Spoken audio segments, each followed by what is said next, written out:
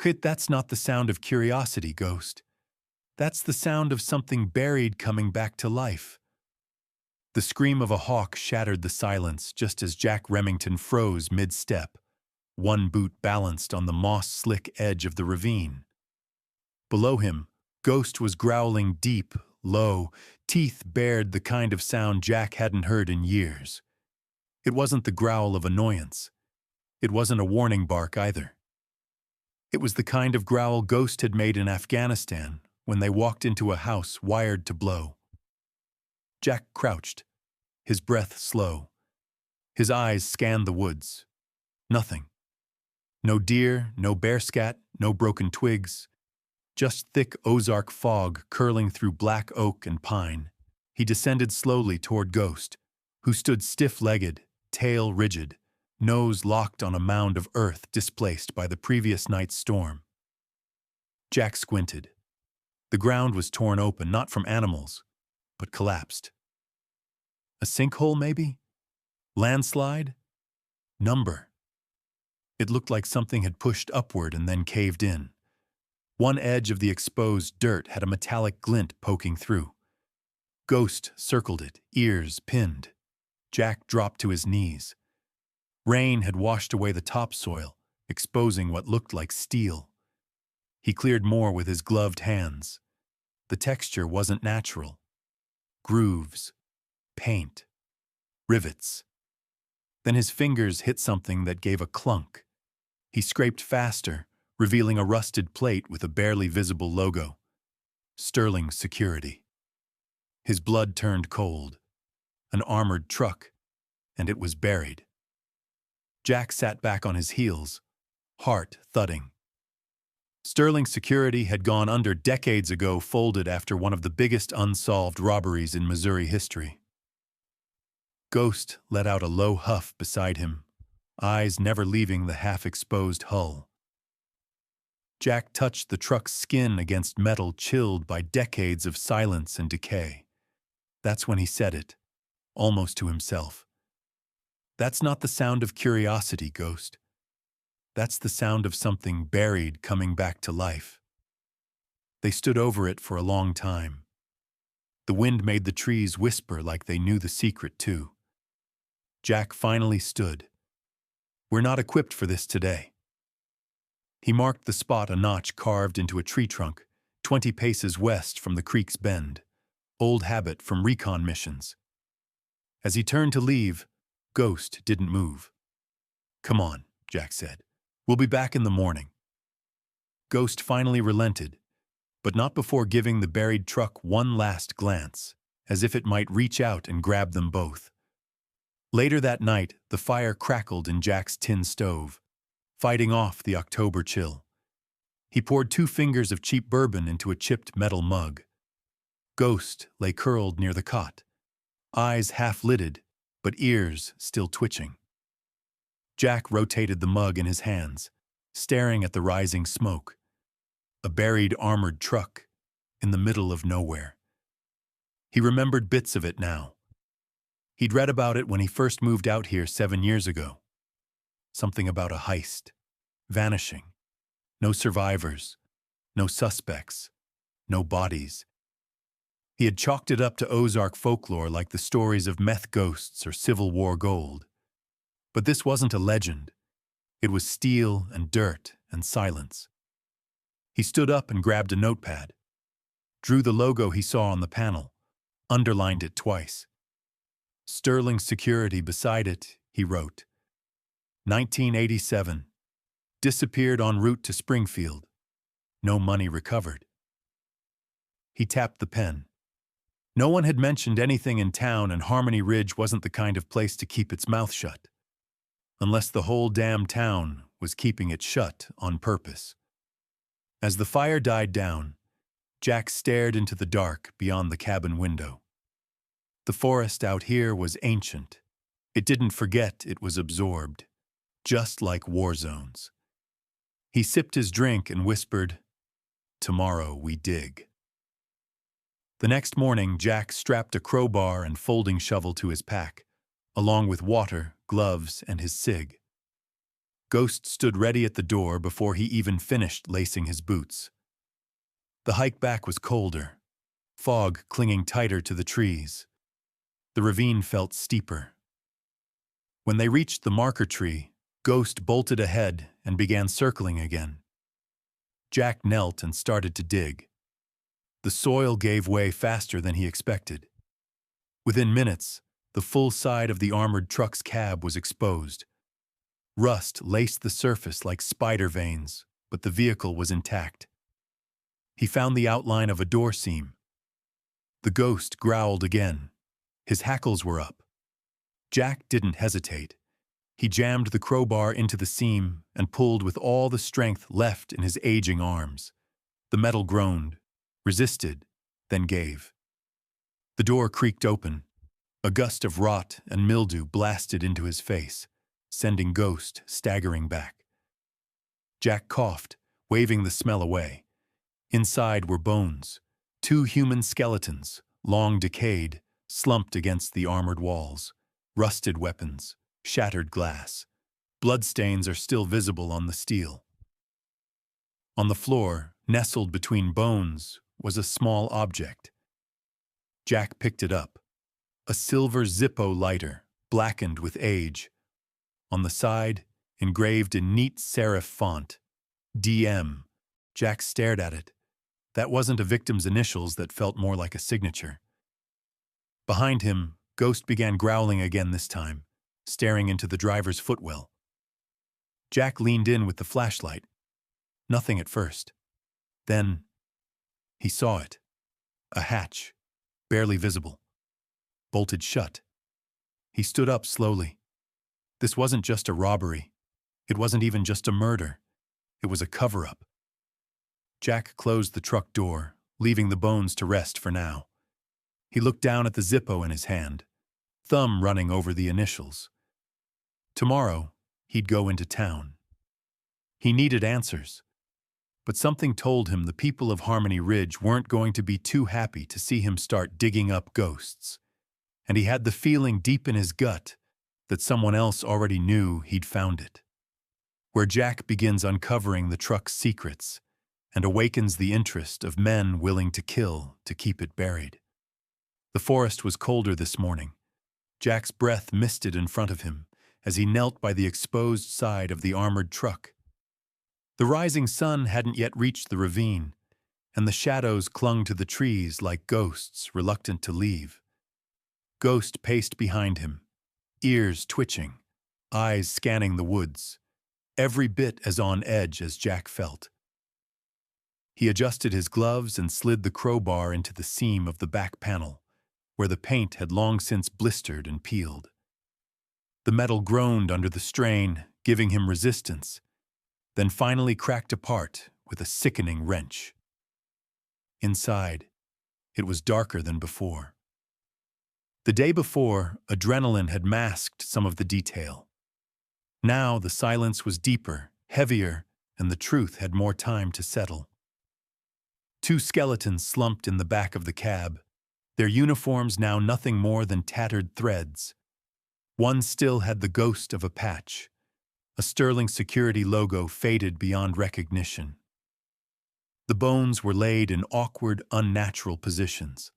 One had clearly crawled before dying. Jack could see claw marks in the steel near the door. Bloodstains, dark and rust-bonded, still clung to the floor and walls. It hadn't been quick or clean. Jack crouched, careful not to step on anything, and swept his flashlight across the floor. Empty shell casings glinted like teeth. A duffel bag sat near one body, half-zipped, empty. The safe that had been bolted to the rear compartment wall was busted open, its contents long gone. And the air god, the air still stank. Death, oil, mildew, and something older, thicker, that stuck to the back of his throat. He fought the urge to gag. He whispered, "This isn't just a truck. It's a grave, and it's still holding on to its ghosts." The ghost whined from outside. Jack turned. The dog was fixated on the front driver's cabin again, standing just outside it, pawing lightly at the dirt. Same place he'd reacted yesterday. The same tension in his body, tail low, shoulders tense. Something's still down there, Jack muttered, climbing out and circling around. The passenger door was rusted shut, but the driver's door gave up after 2 good hits. It screamed as it opened, hinges crumbling into red flakes. Ghost hopped back, tail wagging but body tight. Jack got low, shining the light beneath the driver's seat. There it was, a panel, rectangular, bolted shut with 4 rusted screws and nearly indistinguishable from the floor. Jack pried at the corners, breaking the corrosion, until he got a grip on one side and heaved it open. Inside, a hidden compartment. It wasn't empty. Neatly stacked in vacuum-sealed plastic were bundles of bills. Old, faded, but real, each brick marked in red dye and wrapped in straps that read, Sterling Security Reserve Springfield Branch. He counted 10 bricks, possibly more. It was maybe a couple $1 million untouched for nearly 4 decades. Jack exhaled through his teeth.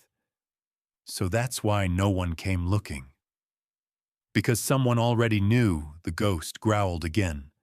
But this time, it wasn't from the truck. Jack frozen. He turned off the flashlight and dropped low. The ghost was facing uphill, ears forward, body rigid. Then he heard it. A branch snapped. Jack silently slipped the Zippo back into his jacket, zipped the cash bag shut, and shouldered his pack. He peered through the trees. Voices, 2 male, moving slow, deliberate. Not hikers, not rangers. These were men on a mission. One of them coughed. "I told you I smelled the fire here yesterday." The other replied, "Then he ain't far." Check the ridge. Jack didn't wait. He gave Ghost a hand signal silent run. The dog took off down the ravine, tail low, silent as a shadow. Jack followed, slipping into the underbrush, moving fast but with purpose. He knew these woods. He'd mapped every ridge, every creek bend, every trail. It was his home. But these men were close. They weren't shouting his name, weren't calling for help. They were hunting. And Jack knew what that meant. The 2 bodies in the truck weren't just casualties. They were deliberately left there, as a message, a warning, and whoever had buried that truck thought it would stay buried. Jack ducked behind a fallen log, pulled his small mirror from his coat, and angled it just right. There they were. One man in a tan field jacket, the other limping but stocky holding an M1911 with a custom grip. Tattoos on his neck, buzz cut. The limp was recent, maybe from Ghost's hit yesterday. Jack's blood ran cold. He recognized him from the diner. Miller Haynes, Maddox's enforcer. He hadn't just found a grave yesterday. He'd dug up a hornet's nest. The men passed, moving upslope. Jack and Ghost doubled back toward the dry creek bed, then dipped into a cut trail that ran behind an old logging route. Ghost paused just long enough for Jack to rig a simple wire trip using his spare cord and a pine root. It wouldn't kill anyone, but it'd buy time. He didn't stop running until they reached the mouth of a narrow cave system tucked into the hillside. He and Ghost had used it before during a storm. It had one way in, one way out, and it would buy them time. Jack pulled out his sat phone from the waterproof bag and flicked it on. It took a full minute to get a signal. He tapped out a secure message to his FBI contact, Nate Alvarez. Found it. 2 bodies, confirmed cache. Zippo with initials DM need verification. He hesitated, then added, and someone's willing to kill to keep it quiet. He hit send. The ghost lay at the cave's mouth, facing out, watching the woods like a statue. Jack sat with his back to the rock, staring at the screen, waiting. The truck wasn't just evidence. It was the kind of thing that shattered towns. It changed how people saw their fathers, their sheriffs, their histories, and if Jack's gut was right, and it usually was, that Zippo didn't belong to a victim. It belonged to someone very much alive, and that someone was going to come for it. He looked down at the money, blood-stained, forgotten, and yet somehow still screaming. Burying the truth, he muttered, never keeps it quiet. It just makes it louder when it finally crawls out. The ghost didn't react, but Jack could swear the air shifted. Tomorrow they will go into town, find records, confirm the name. But for tonight, they'd wait. Silence in Harmony Ridge picks up as Jack takes the Zippo into town, uncovering the name Maddox and realizing just how deep the silence runs. The air in Harmony Ridge had a way of pressing down on your chest. Jack felt it the moment he stepped off the highway and onto Main Street. That small-town silence wasn't peace, but pressure. The kind that dared you to ask the wrong question. He'd changed out of his field gear and into a worn flannel and jeans, tucked the Zippo into his jacket pocket, and left Ghost behind in the truck, parked a block from the center of town. He didn't want the dog spooking anyone or warning them too early. The town looked like something out of a forgotten postcard. A single stretch of storefronts, an old clock tower that hadn't worked in years, and a diner that seemed to be the gravitational center of whatever passed for community here. Jack wasn't here to eat. He crossed the street to the brick building with flaking green trim, the Harmony Ridge Public Library. A faded sign creaked overhead, and the bell on the door jangled as he entered. It smelled like dust and yellowed pages, comforting almost. A woman in her 60s sat behind the front desk, wire-rimmed glasses perched low on her nose, a thick book cracked open in her lap. She looked up, eyes sharp behind the lenses. "Can I help you?" Jack nodded. "Looking for local archives." "Newspapers, mostly," she studied him. "Not from around here. Just passing through." "Doing some research on what?" Jack gave her the kind of half-smile that made most people back off. 1987 March. There was an armored truck robbery near here, Sterling Security. That changed everything. The woman's posture stiffened. The air shifted. Still, she stood up. "Come with me." She led him to a back corner where a dusty microfilm reader sat, unused and humming faintly when she turned it on. She moved without speaking, pulled out a labeled drawer, and handed him 2 rolls of film. "I remember that week," she said quietly. Storms knocked out power for days. The whole county went dark. Trucks on the road, people scared. It wasn't just the money that disappeared. Jack slid the first reel in and began scrolling. It didn't take long. March 17th, 1987. Armored truck missing 2 security guards, presumed dead. There was a grainy photo of the same truck model. The article mentioned the route from Kansas City to Springfield, a detour near Harmony Ridge due to flooding. Then, silence. No leads. No suspects. The case went cold. He flipped to another page. Sheriff's Deputy Maddox assigned to case. Jack frozen. DM. He sat back, heart pounding. The Zippo in his pocket suddenly felt hot.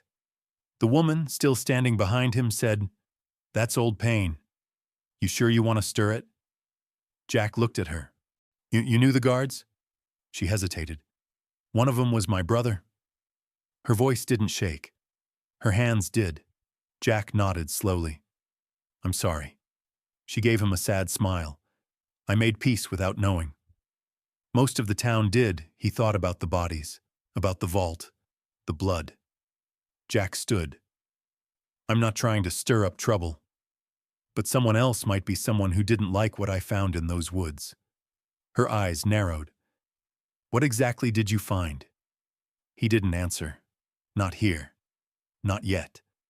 Instead, he said, Is there anyone in town who'd want this to stay buried? She didn't even blink. Half the people in this town owe their livelihoods to Sheriff Maddox. The other half owe him silence. Jack stared at her. She was brave to say it out loud. What's your name? Evelyn Monroe. He extended his hand. Jack Remington. Her handshake was firm. She held on for a second longer than necessary. You watch yourself, Mr. Remington. I intend to. He left the library and crossed the street to Earl's Diner. Old neon buzzed weakly above the door. Inside, the place looked frozen in the 80s red vinyl booths, chrome napkin holders, and a jukebox that hadn't been updated in years. A dozen people sat scattered around. Conversations dropped as soon as he walked in. He took a stool at the counter. The waitress behind it was maybe mid-40s, hair pulled back tight, expression neutral. She poured him coffee without asking. Passing through? She asked, more habit than curiosity. Jack nodded. Something like that. He took a sip. Burnt, bitter, just how he liked it. After a moment, he said casually, You remember the Sterling truck that went missing back in '87? It was like someone hit a mute button on the entire diner. Forks froze mid-air. A man in the corner paused, chewing. The waitress blinked slowly. Then one of the older men near the window said, without turning around, You ask about '87 again, son, and you'll be the next damn thing this town forgets. No one laughed. No one said another word. Jack finished his coffee, dropped a 10 on the counter, and walked out without looking back. It was dark by the time he returned to the truck. Ghost was still in the back seat, alert, ears perked. Jack opened the door. A knife was embedded in the driver's seat, stuck right through the fabric, pinning a folded scrap of paper. He pulled it out. The note read, Some things were buried for a reason. The ghost growled low. Jack looked around. Nothing moved in the shadows. Whoever did this was fast, quiet, and close. He pocketed the knife, turned on the ignition, and drove out of town in silence. Back at camp, he rechecked the tripwires. Nothing had been triggered, but that didn't mean they hadn't been here. He lit a small fire, keeping it low. The ghost lay near the edge of the light, facing the woods. Jack turned the Zippo over in his hand again. Maddox. A sheriff now. But back then, a deputy, assigned to investigate the very robbery that funded his rise. Jack thought about Evelyn's eyes, the silence in the diner, the knife. This wasn't just local corruption. It was conspiracy, built on blood and sealed under silence. He pulled out his encrypted tablet and sent a new message to Nate. Need full background on Daniel Maddox, then deputy, now sheriff of Harmony Ridge, suspect in 1987 Sterling case, Zippo match. I will upload a photo. He hit send, then took out his phone. He snapped a photo of the lighter in his palm, attached it to the follow-up message, captioned it, Tell me who buried this. The rain came just after midnight. It was soft at first, tapping against the tin roof of Jack's cabin in a quiet rhythm. Ghost had already stirred 3 times in the last hour, each time with a low, alert growl, not a dream whimper. Jack hadn't slept since getting back from Harmony Ridge. He stood at the window now, staring out into the black tree line. The woods weren't supposed to move like that. But something was shifting between the shadows. Not animal, not wind. He reached for his sidearm on the table, slid the chamber back, and holstered it. His eyes flicked to the blade that had been left in his truck earlier. It sat on the counter now, cleaned, but still marked with a slight chip in the handle military issue. Custom grip. The kind of thing you don't buy at a hunting store. He turned toward Ghost, who was stationed by the door, hackles raised, body coiled. Jack whispered, "You feel that?" Ghost gave one low, guttural growl in response. He moved toward the back wall and flicked off the lantern. Darkness swallowed the room. Jack stepped to the window again and waited. A single twig cracked outside, then another, closer. He crouched beside the door, hand on the knob, counting heartbeats. 3, 2. There was a heavy thud, then a faint rustle of metal against wood. Jack burst through the door, gun drawn. Empty, but not untouched.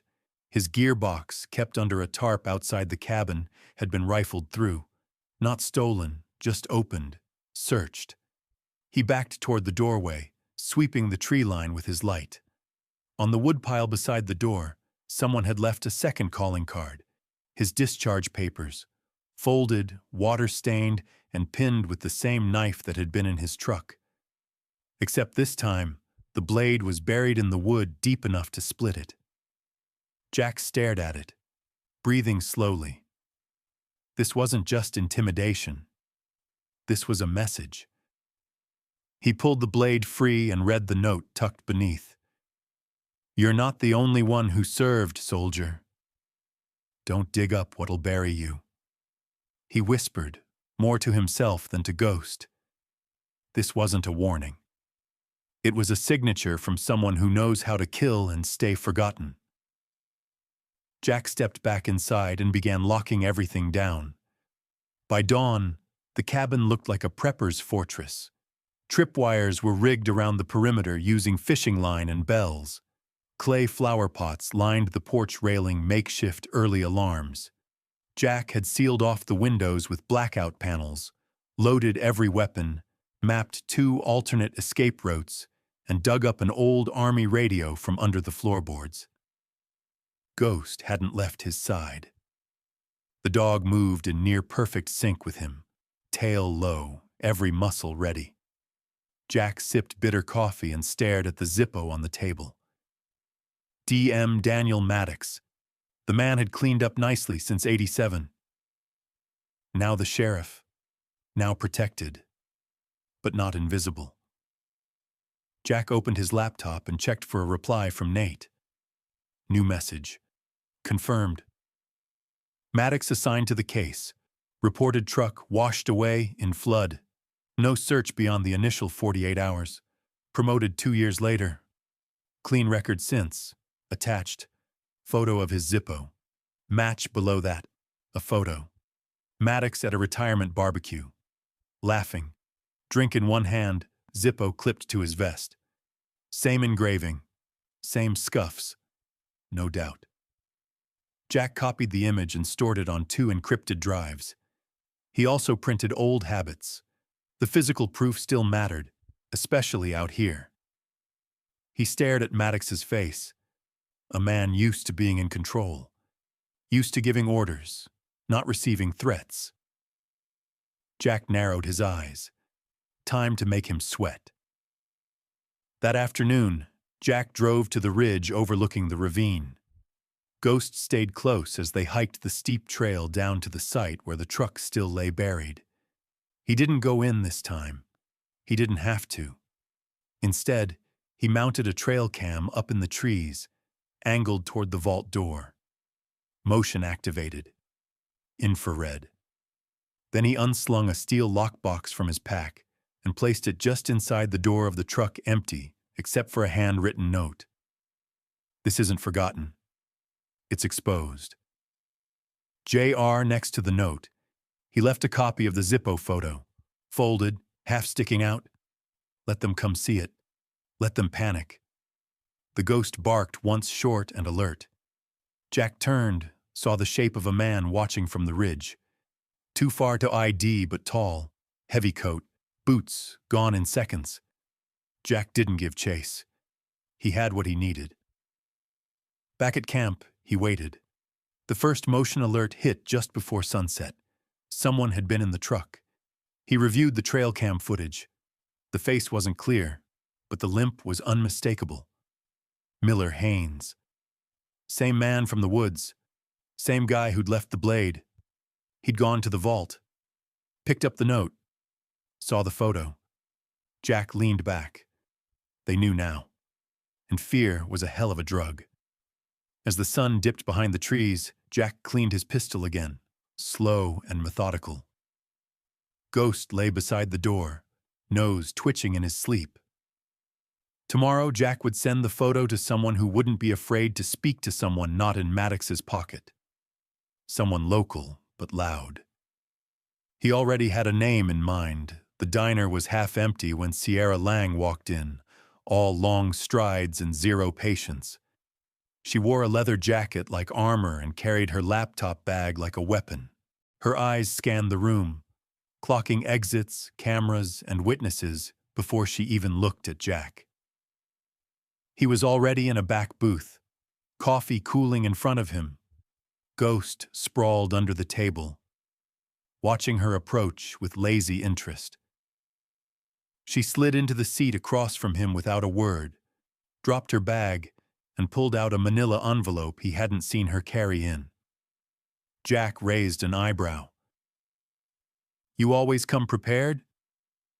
"I always assume I'm being watched," she said, popping the envelope open and sliding a photo across the table. A much younger Daniel Maddox. No uniform, just a leather vest, long sideburns, and a grin stretched too wide. "The sheriff's office doesn't have this one framed," she said. Jack studied the photo. Pre-87? Year before. The guy standing next to him? That's Rick Lanning. Went missing 6 months after the heist. Never found. Rumor was he got drunk, drove off a bridge. My body never recovered. Jack leaned back. "You think Maddox had something to do with that?" "I don't think anything." "I will verify," she replied. Jack pulled the Zippo from his pocket and placed it between them on the table. "Recognize this?" She glanced at it and froze. Then, "Shit." Jack nodded. "Thought so." She whispered, "That used to be on his desk. Back when he was just a deputy. Said it was a gift from someone he'd buried the hatchet with." Jack sipped his coffee. "He forgot to bury the Zippo." Sierra's eyes locked on his. "How much danger are you in right now?" He tilted his head. "Define danger." She didn't smile. Instead, she pulled out her laptop, opened a folder labeled Quiet Men, and tapped through several files. Maddox made his money after the heist. Quietly. Land buys, real estate flips, small-town banks with zero oversight. All post-1987, never flashy, never traced. You look at it sideways, it just looks lucky. Jack leaned in. "Until you dig." She nodded. "Until you dig." Then she hit a key.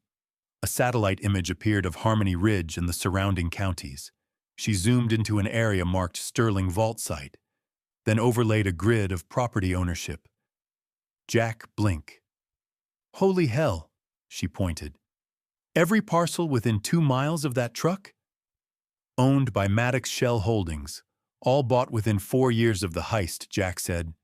"He buried it. Literally bought the land above it." Sierra's fingers moved faster now.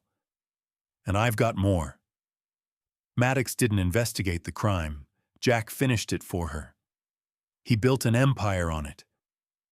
The ghost shifted under the table. Jack reached down and touched the dog's back gently. The diner was too quiet again. People were watching, listening. "We shouldn't stay here," Sierra said. "I know a place," Jack replied. 20 minutes later, they sat in Jack's cabin, fire low, maps and files spread across the table. Sierra's fingers hovered over her keyboard, eyes darting as she pulled old tax records, legal documents, even death certificates. "He had help," she said. "There's no way Maddox did this alone. Someone had to run the logistics, clean the records, maybe even pull the trigger." Jack stared at the Zippo again. I think one of the bodies in that truck was meant to vanish. Sierra glanced up. You think Maddox shot his own guy? I think one of them changed their mind. A long pause. Sierra finally asked, What do you want to do with this? Jack didn't hesitate. Expose him. Her lips curled. You're serious? I'm past serious. She closed the laptop and leaned forward. You realize what happens when we make this public, right? He has allies. He'll panic. Cornered animals bite hard. Jack nodded. That's why I need your reach. I need this loud. Sierra stared at him for a moment, then said, You just lit the fuse on a 40-year lie. Jack replied, And I'm not putting it out. That night, Sierra posted a story on the Ozark Expose titled, Sheriff Maddox, Hero or Architect of the '87 Heist. It included satellite overlays, suspicious land deeds, and a blurred photo of the Zippo lighter initials visible. Jack watched the views climb in real time. 300, 500, 2,000. Then the comments started. My dad was on that search team. I always wondered why they stopped looking so fast. That lighter, I've seen that before by morning. It had over 20,000 views. Jack refreshed the page and saw a new headline pop up on a rival local blog. Maddox calls allegations lies and slander. He smirked. Someone's awake. Sierra, sitting nearby, read over his shoulder. He's scared. Jack's phone buzzed. New message from an unknown number. You don't know what you're doing. Back off before it gets worse, he showed it to Sierra. She smiled grimly. You made him blink. Later that day, Ghost alerted to movement in the woods. Jack scanned the tree line through binoculars and caught sight of a man watching from the ridge camera in hand. Not one of Maddox's thugs, a reporter. The story was spreading, but so was the danger. Jack turned to Sierra. We need to prepare for retaliation. She nodded. I'll stay. I've got backup equipment and enough reach to make sure if anything happens to us, the whole country knows why. Jack checked his gear. His instincts buzzed like they did overseas pressure building. Maddox won't wait long. We've threatened his entire world. He'll come hard. Sierra stood, jaw set. Then we meet him head on. The woods were too still. Jack felt it before he saw the unnatural hush that came when the forest was holding its breath. Even Ghost moved quieter than usual, ears flicking, body tight with tension. The sun had just crested over the trees, casting long, angled shadows through the brush. The air was damp with last night's rain. They were nearing the armored truck. Jack crouched near a fallen log and raised his binoculars. The truck sat half buried where he'd left it, the side panel still open, the trail cam now gone. The Ghost whined softly. Someone had been here. He scanned the ridge, the trees, the creek line. No movement, no sounds. But something in his gut told him he wasn't alone. He turned to Ghost and whispered, You stay close. This time, we're not just visitors. We're targets as they approached the vault. Jack noticed boot prints in the mud, fresh, wide, military tread. He checked his weapon, then slipped a pair of latex gloves from his pocket and snapped them on. Inside the truck, the note he had left was gone. So was the photo, but in its place, something new. A manila folder, taped to the inner wall with gray duct tape. Jack peeled it off slowly, turned it over. The label read, Confession Not Forgotten. He opened it. Inside was a single sheet of paper, typed, clean, no letterhead. March 16th, 1987. Maddox said it was just a scary job. Grab the money, dump the truck, leave the guards alive. Said nobody'd come looking in a flood. Then he shot 'em. Both of them. said dead men don't talk. I didn't sign up for this. I kept the lighter. I thought it'd remind me who he really was. I've been running ever since. R.L. Jack's breath caught. Rick Lanning, the missing man, Maddox's friend, the one from Sierra's photo. He hadn't died. He'd disappeared himself, and he'd left this as a time bomb. Jack slipped the letter into a plastic sleeve and tucked it into his jacket. He turned, eyes on the ridge. Something shimmered, the glint of a scope. He dropped instinctively, just as the crack of a rifle split the morning air. Bark exploded near his head. Ghost barked and bolted behind the truck for cover. Jack rolled into a ditch, heart hammering. Sniper, he muttered. South ridge, elevated angle. He pulled his own rifle from his pack, flipped the scope cap, and scanned the trees. There, a figure, camo, lying prone, partially hidden under a brush tarp. Jack adjusted for wind, breath, distance. He didn't shoot to kill yet. Instead, he fired low. The bullet sparked against the rock just inches from the man's elbow. The sniper scrambled, ducking behind a log. Jack took the opportunity and sprinted uphill with Ghost at his side, zigzagging through trees, using every bit of terrain knowledge he'd built over the years. When he reached the ridge, the sniper was gone but left behind a small laminated patch. Jack picked it up. MSH Security Maddox's shell company. He clenched his jaw. This wasn't intimidation anymore. They were trying to silence him. For good. Back at the cabin, Sierra was already on edge when they returned. You were supposed to check in an hour ago. Jack tossed the patch on the table. Had company. She picked it up, then looked at the bullet gouge in his jacket. Jesus, Jack. I'm fine. But someone else isn't. He pulled out the confession letter and handed it to her. Sierra read it twice, then whispered, Rick Lanning didn't vanish. He ran. And now someone's trying to erase his confession and anyone who sees it. She looked at him. We have enough now. This is the nail in the coffin, no, Jack said. This is the match. The fire comes next. Sierra shook her head. We go public with this, Maddox will send more than a sniper. Jack stared at her. Then we stop waiting. We will bring the fight to him. She blinked. How? Jack turned to the map on the wall, stabbed his finger at a spot just outside Harmony Ridge. The annual Founders Gala. Tomorrow night. Full press. Every county official. Maddox gives a speech every year. You want to confront him? Publicly? No, Jack said. I want to give him a choice. Sierra narrowed her eyes. What choice? Jack's voice dropped. Step down, confess, or I show the entire town who their sheriff really is. While he's standing on stage, Sierra stared at him for a moment. Then she nodded. That's crazy. But it might work. Jack looked down at Ghost, who was curled at the hearth. Tomorrow ends this. That night, Jack sat on the porch, the air thick with coming rain again.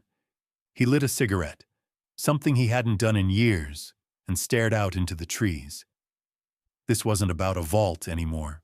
It was about justice, the kind that didn't wear a badge or hide behind a title. He whispered, more to himself than to anyone.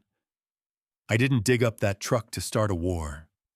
But if that's what it takes to end it, so be it. Inside, Sierra prepped the evidence. Digital copies, backups, hard drives, a press release ready to auto-send to every major outlet in the country. Jack closed his eyes. Tomorrow, he will walk into the lion's den, and he'd make damn sure the lion bled. The Harmony Ridge Founders Gala was the kind of event designed to impress outsiders and reassure insiders. Crystal glasses, white tablecloths, and more cowboy boots than tuxedos.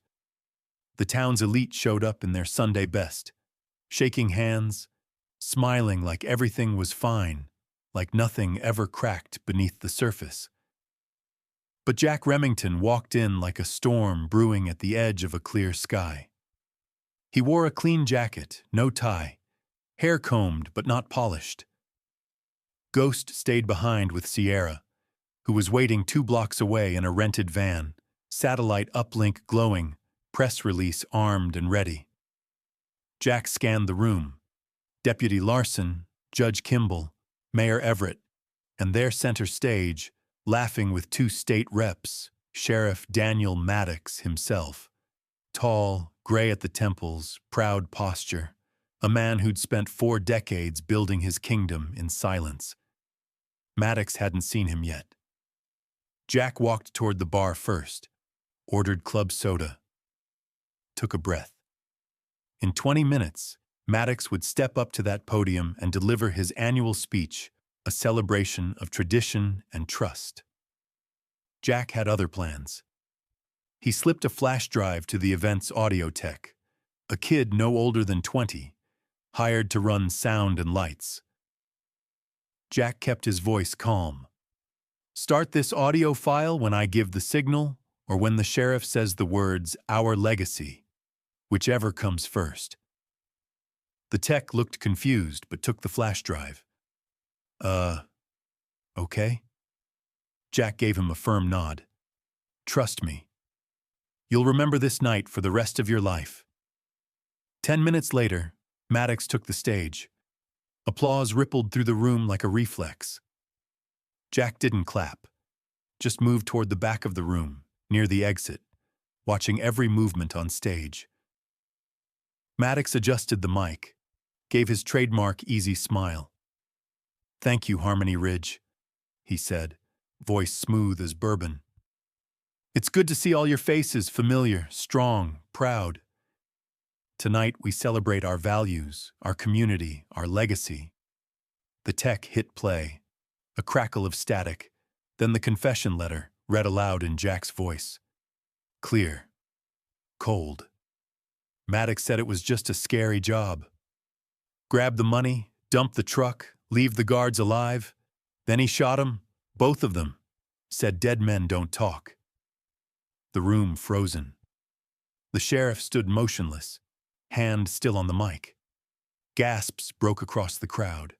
A woman dropped her glass. Somewhere someone said, "What the hell is this?" Jack stepped forward. All eyes turned to him. Maddox's jaw clenched. Turn that off. Too late. The confession ended. Silence fell like a guillotine. Jack walked to the center aisle. You buried 2 men, he said, voice carrying, and you thought no one would ever dig them up. Maddox's face didn't twitch. This man is a fraud, a criminal. He hacked our system. No, Jack cut in. I found your vault. A low rumble spread through the crowd. I found the truck, the bodies, the Zippo lighter with your initials, the confession from Rick Lanning, the man you told this town, died drunk and stupid. He's the only one who tried to stop you. Maddox stepped down from the stage slowly. 2 deputies moved forward, hands near their belts. Jack didn't flinch. I'm not here to fight, he said. I'm here to offer a deal. That stopped everyone. Maddox narrowed his eyes. What kind of deal? Jack pulled a sealed envelope from his jacket. Step down. Confess, today, publicly. You'll get protection, but not immunity.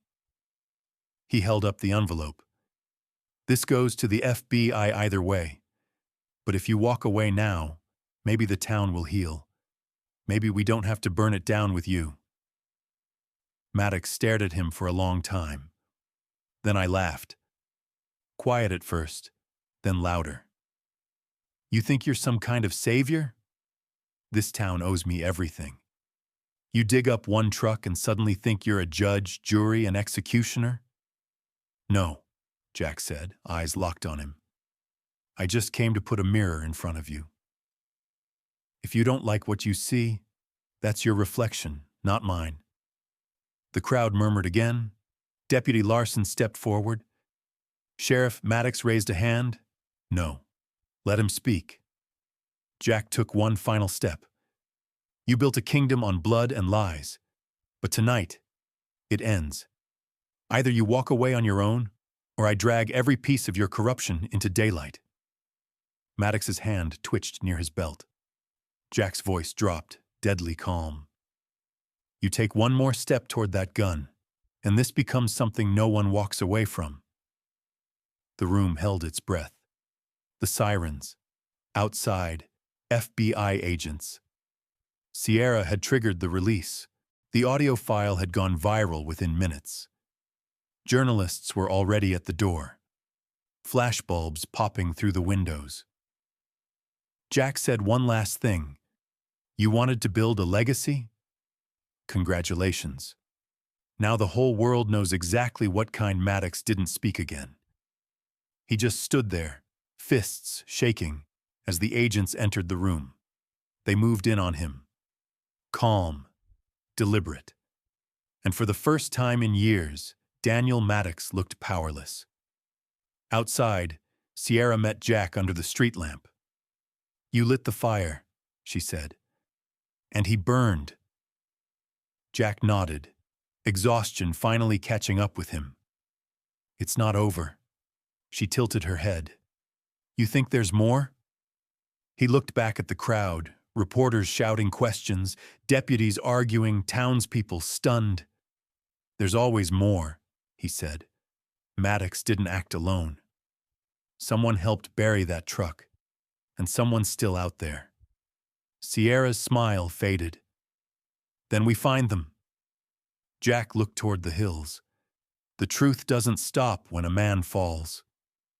It echoes until someone finishes what he started. The morning after Maddox was taken into federal custody, Harmony Ridge didn't feel like the same town. The streets were quieter, storefronts slower to open. People walked like their shadows were heavier. The sheriff's office sat with its blinds drawn, doors locked, deputies missing. But Jack wasn't interested in the fallout. He was interested in who hadn't fallen. Because someone had helped Maddox stay hidden this long. Someone with access, reach, and the ability to scrub records clean for decades. Maddox was the visible rot, but the roots ran deeper. Sierra sat across from Jack at their makeshift command center, a borrowed office above the abandoned post office surrounded by newspaper clippings, court transcripts, and a laptop with half a dozen encrypted tabs open. You were right, she said, eyes on the screen. Maddox wasn't smart enough to do this alone. Jack leaned forward. Who helped him? She clicked through to a sealed real estate deal from 1989. The buyer was listed as Redgate Holdings, LLC, a shell company with ties to a private security firm out of St. Louis. The same firm that handled the cleanup operation after the '87 flood and the missing armored truck. Sierra clicked again. Board of advisors for Redgate back then included Judge Edwin Pritchard. I retired last year. Quiet exit, no fanfare, no press. Jack's eyes narrowed. He was the circuit judge when Maddox was promoted. Exactly. He approved the land acquisitions around the vault. Signed off on the emergency declaration that stopped further investigations. Jack stood, adrenaline rising. He covered the whole thing legally. The paperwork, the transfers, the silence. Sierra added, and now he's retired with a farm outside Branson, living like a ghost. Jack turned toward the window. Then it's time someone made him remember. The Pritchard property sat at the end of a gravel road that hadn't been maintained in years. The gate was old wrought iron, half bent, with a fading "no trespassing" sign. Beyond it, a farmhouse sat quiet under overgrown trees, a barn leaning like it had secrets to tell. Jack pulled the truck up slowly, Ghost in the back seat, alert but calm. Sierra checked her phone. No signal out here. He chose this spot for a reason. Jack stepped out and approached the porch. The door creaked open before he knocked. An old man stood there, tall but with a slight tremble to his hands. White hair, well kept, eyes sharp despite age. "I was wondering when you'd come," he said. Jack raised an eyebrow. "Then you already know why I'm here." Judge Edwin Pritchard stepped back and opened the door wider. "You might as well come in. No sense shouting ghosts off the porch inside." The house was clean, sparse, walls lined with law books and plaques. A photo sat above the fireplace, Maddox, younger, standing beside Pritchard. A ribbon cutting, a courthouse. Jack didn't sit. "Why'd you help him?" Pritchard didn't flinch. "You think I helped Daniel Maddox for fun? You kept his name clean. You gave him the shield to keep going." Pritchard nodded slowly. "And I've regretted it every day since." Jack said nothing. The judge walked to a drawer, pulled out a thick manila folder, and placed it on the table. "I started saving this after year 5. I couldn't sleep, couldn't pray it away. Thought maybe someday someone like you would come knocking." Jack opened the folder. Inside, copies of deeds, sealed court memos, financial transfers to offshore accounts, all signed by Maddox and notarized under Pritchard's authority. Jack looked up. "Why now?" Pritchard's voice cracked. "Because I watched that boy lie his way into power, and I kept thinking I could control it. Steer him, make it right from the inside. You didn't." "I know," Jack asked. "Who else?" Pritchard shook his head. "There's one more. He doesn't live in Harmony Ridge. Never did. He was the inside man at Sterling Security. Gave Maddox the truck's route, the timing, the vault codes." Jack's heart thudded. "Name." Pritchard met his gaze. "Colin Briggs. Discharged from military logistics 2 years before the heist. Hired by Sterling for route planning. Disappeared the week after the robbery." Jack leaned back, processing. Sierra whispered, "That name came up in the Redgate files." Briggs did consulting work for them under an alias C. Brogan. Jack turned to Pritchard. "Where is he now?" "Rumor is he runs a private hunting lodge in the northern Ozarks. Off-grid, no address, invitation only." Jack nodded. "Then we find him."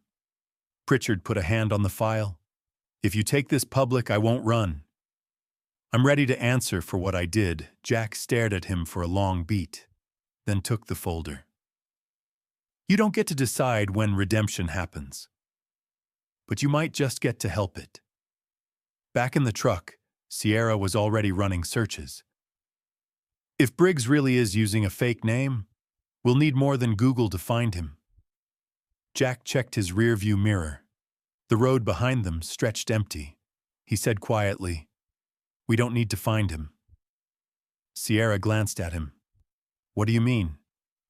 "He'll find us." She raised a brow.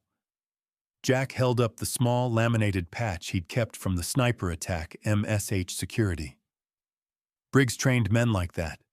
Maddox's private guard dogs. He knows we have the files now. He knows we're coming," Sierra muttered. "Then he'll try to make the first move." Jack nodded. "Let him." That night, back at the cabin, Ghost began growling an hour before midnight. Jack opened the door and found nothing but someone had left a single spent casing on the step. Inside it, a slip of paper, a handwritten message. "You're close, soldier. But you're in my woods now." CB Jack turned to Sierra. "Now we know exactly where to look." The Ozark back roads wound tighter the deeper they drove, narrow, rutted tracks pressed between mossy boulders and thick stands of pine. Fog clung low over the ridgelines, like the land itself wanted to hide what came next. Jack gripped the wheel tighter, eyes darting to every break in the tree line. Beside him, Sierra scrolled through satellite maps, trying to triangulate the last ping from the burner phone Briggs had used, the one that sent the warning on the shell casing. "He's not just hiding out here," she said. "He's nesting." Jack didn't respond right away. Then, "This isn't about cover anymore. It's about control." Sierra glanced over. "You think he's setting a trap?" Jack nodded slowly. "He's not running. He's circling." They came to a dead end, a steel gate half swallowed by overgrowth. No signage, no lock, just a faintly painted red X on the rusted frame. Jack stepped out and scanned the area. Ghost jumped down beside him, nose twitching. There was no sound, no birds, no wind, just stillness. Sierra joined them, looking around. "I don't like this." Jack drew his pistol, checked the mag, then nodded toward the trees. "We walk from here." They hiked for 40 minutes in silence, each step deeper into shadow. The fog thickened, muting even their footsteps. Then, just past a dry creek bed, they saw it, a clearing. At its center, a lodge, massive, low-slung, made of blackened timber and steel shutters. Cameras tracked silently from the corners. No lights on, but Jack felt eyes. The ghost froze, ears pricked. Sierra whispered, "This feels wrong." Jack agreed, but walked anyway. They approached the front door. Before Jack could knock, the door swung open with a slow hiss of hydraulics. A man stood in the frame, tall, late 50s, worn but not weak, cold blue eyes that didn't blink.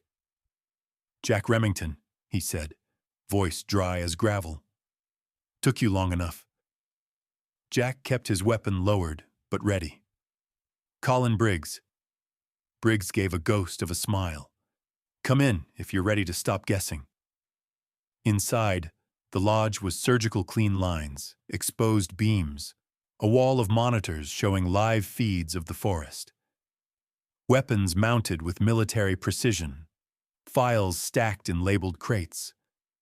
Briggs moved like a man who never left the battlefield, just changed uniforms. He poured himself a drink. None offered. "I know why you're here," he said, "and I know what you've stirred up." Jack didn't sit. "Then you know I'm not leaving empty-handed." Briggs chuckled. "You think this ends with a file and a blog post?" Sierra stepped forward. "We've exposed Maddox. We've tracked the shell company. We found the vault." Briggs raised a brow. "And yet I'm still standing." "Do you ever ask yourself why?" Jack answered. "Because someone still needs a cleanup man." Briggs's smile faded. "I did what I was ordered to do." Maddox gave the command, but the chain ran higher than him. He was just the loudest voice in a room full of cowards. Jack stepped closer. "So tell me who gave me the green light? Who turned a robbery into a massacre?" Briggs leaned against the bar. "You already know." Judge Pritchard laid the legal groundwork. Maddox pulled the trigger. I designed the plan. "But the money? That came from people who knew how to stay invisible." Sierra asked, "Why speak now?" Briggs turned to the monitors. One screen showed FBI agents surrounding the Harmony Ridge Sheriff's Office. Another showed news anchors quoting excerpts from the confession letter. "You broke the pattern," he said. "The town should have stayed quiet." "You didn't." Jack's voice cut through the silence. "So help us finish what you started, or you die in the same shadows you built." Briggs looked at him, long, cold, assessing. Then he reached under the bar and placed a flash drive on the counter. "Everything. Route plans, surveillance footage, audio recordings, even a backup of Maddox's vault logs." Unedited. Sierra took it carefully. Briggs added, "But if you're going to expose this, you need to understand I'm not the last domino." Jack nodded. "Then give us the next one." Briggs paused. There was a man in D.C. military procurement, quiet, powerful. He brokered the sale of Sterling security to Redgate. He funneled contracts. Keep the heat off. His name's not in any file, but you'll find him in Maddox's safe. Jack's jaw tightened. Where? Briggs gave the barest nod. Harmony Ridge, County Records Office, basement, third locker from the boiler, combinations Maddox's badge number backward. He took a breath. That's the last favor you'll get from me. Jack stared at him, then turned and walked out without a word. Sierra followed. The ghost kept pace, alert as ever. As they left the clearing, Sierra broke the silence. You believe him? Jack said. I don't have to. The files will.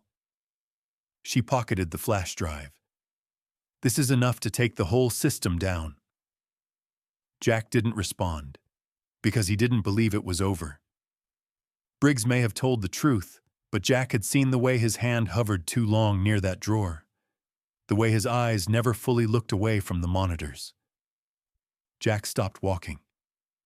Run. Sierra blinked. What?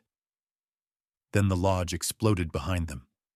A flash, a roar, a shockwave of heat and light that knocked them off their feet. The ghost barked wildly. Jack pulled Sierra behind a tree as debris rained down like fire. They scrambled up, breath ragged. The lodge was gone. So was Briggs. Sierra stared, stunned. He torched it. Erased everything. Jack shook his head. No, he erased himself. She held up the flash drive. But we've still got this. Jack looked at the fire, a blazing symbol of a man who'd rather vanish than testify. Briggs was the architect, he said, voice low. But someone else paid for the blueprints. Rain fell in heavy sheets as Jack and Sierra pulled up behind the Harmony Ridge County Records Office just past midnight. The streets were empty, washed clean by the downpour, and every window in the building glowed with a faint yellow flicker of emergency lighting only. Jack killed the engine. This is it, Sierra whispered, staring at the old brick structure. Maddox's last lockbox. Jack checked his watch. If Briggs was right, the last name, the one behind it all, is in that safe. And if Briggs was lying? Jack opened the door. Then we're already dead. They moved fast. Ghost padded silently beside them, his dark coat slick with rain. Jack picked the rear maintenance door in less than 30 seconds. The building smelled of mold and old paper, the scent of secrets rotting in the walls. They moved through darkened hallways, past framed photos of county clerks and award certificates for outstanding civic integrity. The irony wasn't lost on either of them. Down the stairwell, into the basement. Sierra flicked on her flashlight and swept it across rusted lockers stacked against the boiler room wall. Cobwebs, dust, silence. She whispered, "Third locker from the boiler." Maddox's badge number 67,042 backward. Jack moved fast, found the locker, dialed in the code, 24076. Click. The lock popped. He pulled it open. Inside sat a steel box the size of a shoebox, and nothing else. Sierra knelt beside him as he cracked the lid. Inside, a leather-bound journal, a USB stick taped to the back cover, a folded photograph, old, curled at the corners. Jack unfolded the photo. 4 men in uniform, standing outside a tent in the desert. Maddox, Briggs, and 2 others, one of them circled in red ink. Jack recognized him. He didn't know the name yet, but he knew the face. "I've seen this guy before," he muttered. "Military appropriations hearing. He testified before Congress in '86, said security funding had been misplaced." Sierra plugged the USB stick into her portable drive and pulled up its contents. One folder, dozens of documents, scanned memos, emails, procurement reports, code names, and bank accounts. Then she clicked on the final file. Operation Gideon Clearance Level Omega. Inside it, a list of personnel, a chain of signatures, and at the bottom, the name, General Lawrence A. Kettering. Jack stepped back. That's him. Sierra read aloud, barely above a whisper. All logistics to be secured via Sterling Security. Route plans greenlit by C. Briggs. Oversight to remain deniable. Authorization. General Kettering, Pentagon Liaison. Jack's voice was low and sharp. The heist wasn't just a robbery. It was a black-budget operation gone rogue. The lights flickered. Ghost growled low. Jack tensed. Someone's here. They shut the locker, packed the journal and USB, and backed toward the stairwell. A voice called down from above. Jack Remington? Put it down. Walk away, Jack turned to Sierra, whispered. Backup plan? She reached into her bag and hit a button on her phone. Just bought us 5 minutes. Uploads running. Footsteps echoed on the stairwell. Tactical boots. At least 3 men. Then, gas. White smoke poured in from the vents, sharp, acrid. The ghost barked and ran for the far door.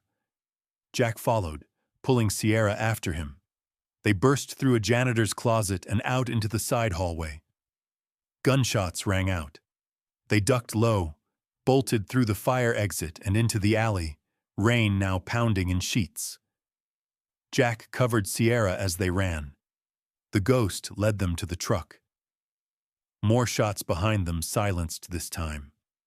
Jack floored the gas as Sierra shouted coordinates into the sat-up link. Upload complete in 90 seconds, she yelled. Jack dodged down back roads, tires slipping on the soaked gravel. Another SUV appeared in their rearview mirror. Black. No plates. Pursuit. Jack gritted his teeth. If they wanted to bury this forever, they just made their move. Sierra opened the laptop. Upload's almost there. Come on, come on. The SUV pulled alongside them, window down. A muzzle emerged. Jack swerved hard right into a logging trail, tires flinging mud and gravel. The other vehicle followed but slipped, clipped a tree and spun out. Jack didn't stop. The signal icon blinked green. Sierra grinned. Upload complete, it's in the cloud. Copied to 4 media outlets, 2 foreign servers, an encrypted archive. Jack exhaled hard. Then, a call came through. Unknown number. Jack answered. A deep, calm voice. You should have stopped digging. Jack didn't flinch. You're the one who should have buried it deeper. The voice said nothing for a moment. Then, your war's just started. The line went dead. Jack looked over at Sierra. They're not trying to contain the truth anymore, he said. They're trying to survive it. They reached a cabin safe house before dawn. Sierra immediately started decrypting the rest of the files. The ghost stood guard by the window. Sierra turned to Jack, eyes wide. This isn't just about Harmony Ridge. There's more. Offshore accounts tied to weapons testing, civilian casualties, money moved through shell core that end in D.C. Jack sat down slowly.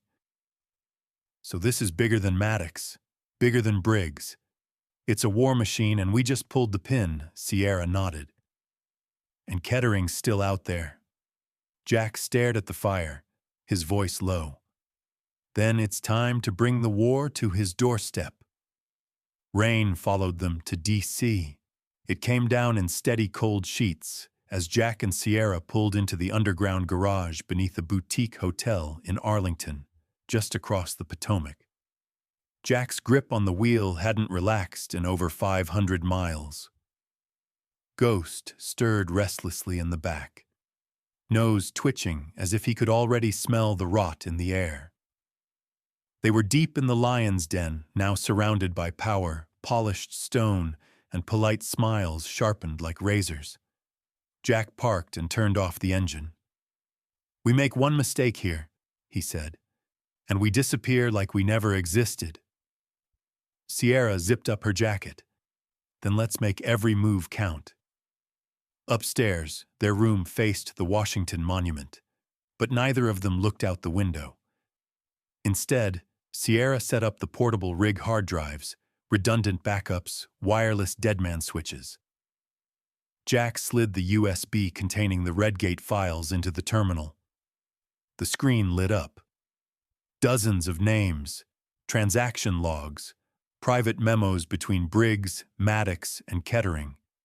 And most damning of all, a signed authorization buried inside a disaster response grant request from 1986, transferring $17 million to a secure tactical logistics contractor, Sterling Security. At the bottom, approved General Lawrence A. Kettering. Sierra stared at it. He didn't just sign off. He built the system, Jack nodded. Which means we don't go after him in a courtroom. She looked at him. He clarified, voice like stone. We take him down in the court of truth. The next morning, they watched Kettering's motorcade arrive at the Capitol. The general, now retired, but still sitting on 3 private defense boards, was due to speak at a closed-door Senate roundtable on national security. Jack spotted him immediately. Crisp gray suit, confident stride, still moving like a man who believed the world bent for him. Sierra tapped her earpiece. Are you sure about this? Jack adjusted his mic, his voice low. Let's give him something he didn't prepare for. Inside the Capitol Visitor Center, Sierra ran the decoy. She posed as a freelance journalist with military clearance, flashing a forged press badge and stalling security with a fake scheduled interview. While they were distracted, Jack moved. Disguise on business casual, clean-shaven, glasses, he slipped past the first checkpoint, badge cloned from a real contractor scanned earlier that morning. He reached the hearing chamber. 2 armed guards. Standard. Alert, but not alarmed. He approached with confident purpose. I'm here to deliver files to General Kettering's staff. Clearance 9. A 1 guard asked for ID. Jack flashed the cloned badge and added, Time sensitive, from the Department of Defense Inspector General's office. They hesitated, then let him through. Inside, Kettering stood near the podium, reviewing notes with aides. His voice was smooth, rehearsed. Jack walked up, slow and steady. Kettering. The general looked up, annoyed at first. Then I was confused. Recognition came a second later. You. Jack handed him a sealed folder labeled R.E., Operation Gideon Eyes Only. Kettering took it, opened it, his face drained. The top sheet. A signed memo approving the armored truck heist as a covert funding operation, complete with casualty projections and a media suppression protocol. Jack leaned in close, voice just above a whisper. How many bodies did you bury to buy your silence? Kettering's jaw locked. You don't know what you're playing with. Jack smiled, tight and cold. No, General. You don't. Before Kettering could call for security, Jack pulled out his phone. On the screen, a live countdown. 4:32. Kettering looked confused. Jack explained, In 4 minutes, every major media outlet in the country will receive a copy of this file, plus your contracts, your sign-offs, and your voice on a 1987 call approving a false flag cover story. Kettering snapped, You won't survive this. Jack's voice dropped. Neither will your legacy. Chaos unfolded fast. Kettering's aides scrambled, security moved in, but Jack had already vanished through a secondary exit, slipping into a crowd of tourists. Sierra picked him up 3 blocks away, ghost in the back, ears perked. He saw it coming, she said as they sped toward the Potomac. But not this fast. Let's hope he panics. Jack muttered. Moments later, Sierra's phone lit up. Breaking news alert. Explosive documents link retired general to illegal black ops funding. Whistleblower claims decades of corruption. More alerts followed. CNN, Reuters, AP. An anonymous source, Jack's Deadman upload, had lit the fuse. Across the city, journalists, lawyers, and activists scrambled. The FBI issued a no comment. A Senate subcommittee immediately launched an emergency review. And Jack? He wasn't done yet. At the safe house, Sierra decrypted one final piece of data Briggs had left behind, a time-stamped video. Grainy footage. From 1987. Maddox, Briggs, and Kettering standing in front of the vault. Laughing, shaking hands, a body bag in the background. Jesus Christ, Sierra whispered. Jack sat forward. That's the final nail, she looked at him. We could end this. Right now, he nodded. But not before we say it. Say what? Jack stared at the screen at the men who thought they'd be untouchable. That no matter how deep you bury it, the truth always finds air. The rain had stopped. For the first time in weeks, Harmony Ridge woke under a clear sky. Light spilled across the hills, revealing scars the town had tried for decades to forget: old foundations, broken fences, rusted signs half swallowed by vines. But something had changed. The silence that once hung like a shroud over the town was gone. Jack Remington stood on the steps of the old courthouse, looking out over the square. It was full. People gathered in quiet clusters, some in Sunday clothes, others in worn boots and hunting jackets. Reporters lined the back, cameras humming. Deputies, no longer in uniform, stood shoulder to shoulder with townsfolk, not as enforcers, but as witnesses. The town had come to listen. Sierra stood beside Jack, the final piece of evidence clutched in her hands. Briggs's tape. The one with the vault, the handshake, the body bag. The one no one could deny. Jack stepped forward to the mic. 36 years ago, he began, this town lost its way. The words didn't come easy. His throat was tight, but he spoke anyway. 2 armored guards were murdered. A vault was buried. Millions disappeared. And the men responsible didn't just walk free. They built their legacies on our silence. Murmurs passed through the crowd. Jack continued, steady now. This story isn't about heroes. It's not about revenge. It's about the truth and how it gets twisted when fear takes root. He looked around the square, saw familiar faces, old, young, generations that had carried the weight without knowing why. My name is Jack Remington. My father helped bury that truth, and I've spent every day since trying to dig it back up. Sierra pressed play. The screen behind them came to life. The tape played. Maddox, Briggs, and Kettering. The vault, the laughter. Then silence. No one moved. Jack leaned back into the mic. You can't change the past. You can't undo what was done. But you can stop pretending it didn't happen. He paused. And maybe that's what justice really is, not punishment, not vengeance, but finally telling the truth and living with it out in the open. Someone in the crowd began to clap. Then more joined. Soon, it became a wave. Not loud, not celebratory, but honest, raw. Later, Jack stood alone at the edge of the Remington family ranch. Ghost sat at his side, quiet, alert. Below them, Harmony Ridge glowed soft in the afternoon light. Sierra joined him, a folder in hand. Media inquiries haven't stopped. 3 book offers, 2 documentaries are already pitching. Jack shook his head, smiling slightly. Let 'em wait. This town needs space, not spotlights. She handed him the folder anyway. What is it? He asked. Closure, she said. Briggs's final letter. It was tucked behind the monitor at the lodge. He must have wanted you to find it later. Jack opened it. The handwriting was clean, sharp, measured.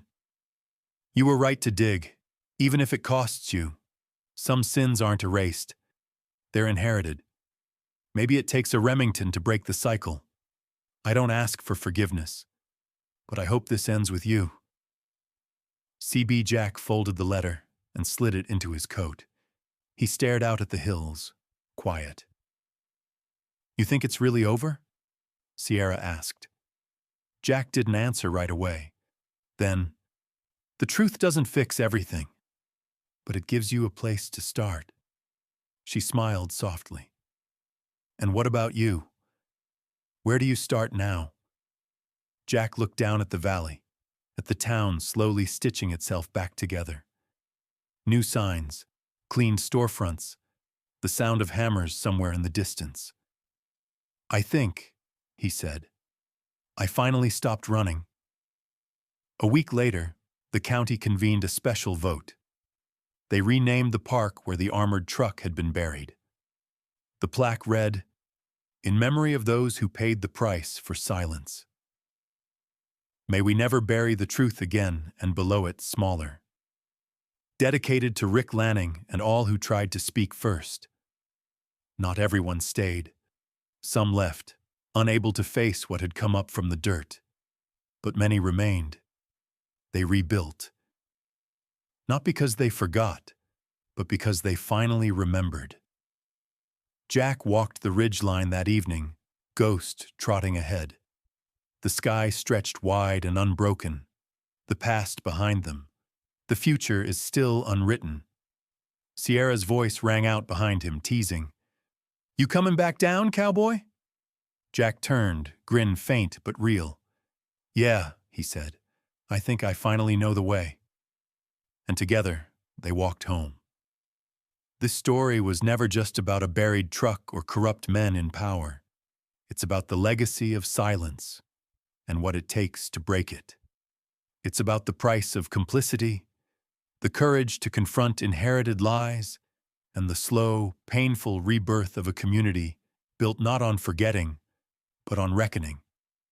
The final truth: justice isn't always loud. Sometimes it's a whisper that finally gets heard.